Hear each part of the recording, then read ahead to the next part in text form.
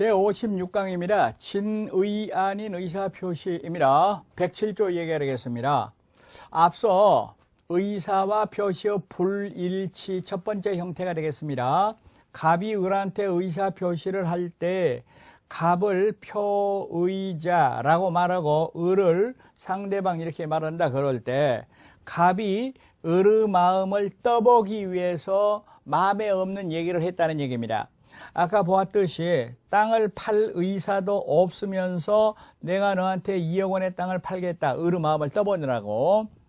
이랬을 때 만약에 을이 그래 내가 살게 그러면은 원칙적으로 을이 그걸 몰랐다면, 그러니까 마음에 없는 소리를 하는 걸 몰랐다면은 유효입니다. 원칙 유효, 예외 무효입니다. 미리 말합니다. 그러면 여기서 효과 의사도 없으면서 상대방의 마음을 떠보기 위해서 팔겠다 이렇게 말한 거를 비진의 표시라고도 하고, 진이 아닌 의사표시, 아닐 삐자 써서 비진의 표시라고도 하고 심리 유보라고도 합니다. 전부 똑같은 소리예요. 그러면 이와 같은 비진의 표시, 그러니까 원칙적으로 유효, 예외적으로 무효가 되는 이 107조에 해당되기 위한 요건을 보면은 먼저 의사표시가 존재해야 됩니다. 예를 들어서 연기나 강의 이런 것들은 의사표시의 가입표입니다. 아니라 그 말입니다. 아니다. 그러면 예를 들어서 얘기할 때 배우가, 연극배우, 영화배우가 예를 들어서 연기로서 내가 말이지 재벌인데 1000억 땅을 너한테 100억에 팔겠다 이렇게 말했다 하더라도 그런 거는 비진의 표시 아닙니다. 어떤 경우에도 효력이 없습니다. 추인도 안 됩니다. 그런 거는 의사표시 자체가 아닙니다. 왜? 의사표시가 되려면은 효과의사가 있어야 되는데 연기나 강의에는 효과의사 자체가 없어. 따라서 어떤 경우에도 유효가 안 돼. 추인에도 유효가 안 된다 그 말입니다. 두 번째, 의사와 표시가 불일치, 이코르가 아니어야 됩니다. 예를 들어서 말하면 팔 맘도 없으면서 팔겠다 이래야 돼요.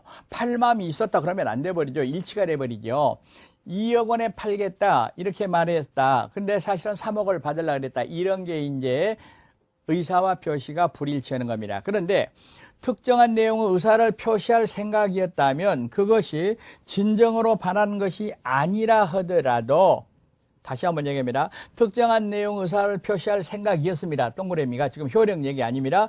진정으로 바라는 바는 아니었다라 하더라도 이거는 비진이가 아니라 진의가 되어버린다. 그대로다 그 말입니다. 그러면 예를 들어서 얘기할 때 폭력배한테 협박을 받았던 겁니다. 적어도 나는 이 땅을 3억을 받아야 되는데 협박에 못 이겨서 2억에 팔기로 했습니다.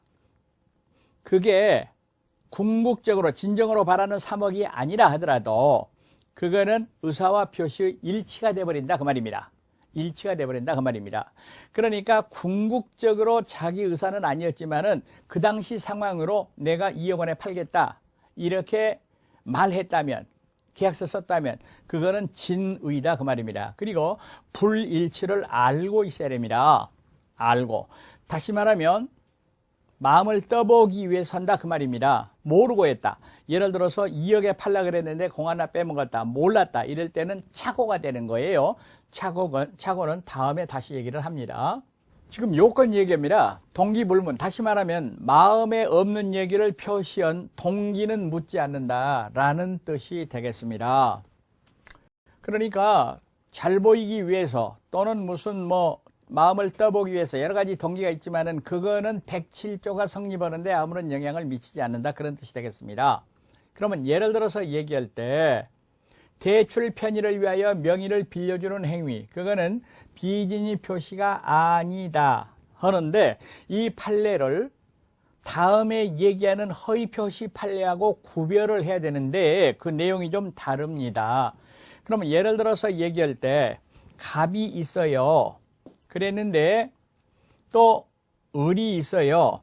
이렇게 돈을 빌려줍니다. 그랬는데 을이 돈을 못 빌릴 사정이 있어가지고 병명의로 빌린다 그 말입니다. 다시. 지금 여기가 금융기관 은행이 있습니다. 예를 들어서 이게 사립